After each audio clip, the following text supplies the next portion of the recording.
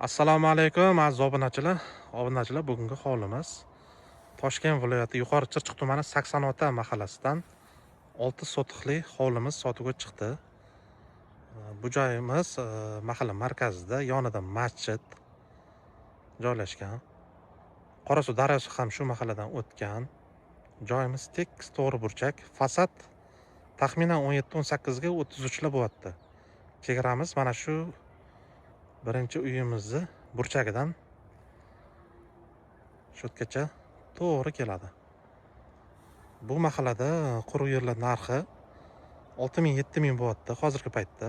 Bu egalarga pul zaril. 5500 dan narx qo'yishgan har bir sotigiga. Yana ustida kelib kelishsanglar bo'ladi.